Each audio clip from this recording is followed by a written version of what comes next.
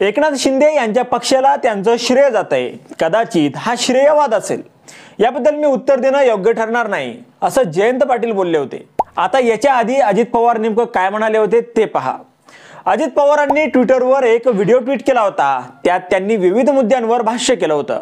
यावेळी ते म्हणाले होते की राजकारणात आला म्हणजे विरोध तर होणारच, जो जास्त काम करतो त्याला तर थोडा जास्तीचाच विरोध होतो, म्हणूनच सहन पण करावा लागतो।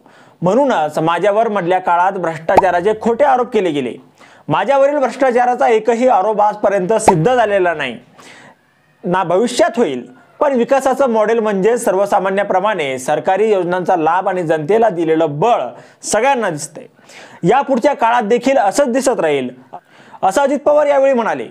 अजित पवारांच्या त्या व्हिडिओवर आता जयंत पाटलांनी दादांना चांगलंच सुनावलं। जयंत पाटील नेमकं काय म्हणाले ते पहा। एखादी गोष्ट आम्ही स्वतः केली असं कधीच कोणी सांगितलेलं नाही, त्यामुळे त्यांचा तो स्वभाव आहे।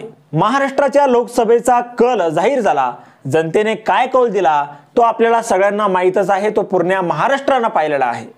लोक या सरकार विरोधातही आहेत, लोक एनडीए दिल्लीतील सरकाराविरोधातही आहे। त्यापेक्षा जास्त राग आणि संताप महाराष्ट्र सरकारच्या बाबतीत जनतेचा आहे। त्यामुळे त्यांचे अंतर्गत सर्वे हे 50 ते 60 जागांपेक्षा जास्त दाखवत नसतील, तर म्हणूनच त्या अतिशय टोकाच्या अशा योजना करण्याचा प्रयत्न केलेला आहे असंही जयंत पाटील म्हणाले। त्यांच्याबरोबर जे आहेत त्यांनीच अजित पवारांवर सर्वात जास्त टीका केलेली आहे। विरोधकांनी अजित पवारांवर फारशी टीका केलेली नाही, त्यांच्याबरोबर जे आहेत त्यांनी आयुष्यभर टीका करण्यातच घालवलेला आहे। 2003 पासून ते अजित पवारांवर टीका करत आहेत। आता अजितदादा काही कारणामुळे अडचणीमुळे त्यांच्या बाजूला जाऊन बसले आहेत, त्यामुळे त्यांच्या आसपासच त्यांना विरोधक सापडतील असा टोलाही जयंत पाटील यांनी देवेंद्र फडणवीसांना लगावला। आता जयंत पाटलांनी अजितदादांना जे उत्तर दिलं यावर तुम्हाला काय वाटतं, तुमचं मत कमेंट बॉक्समध्ये लिहायला विसरू नका आणि राजकीय तडका आपल्या या चॅनलला सबस्क्राइब करा।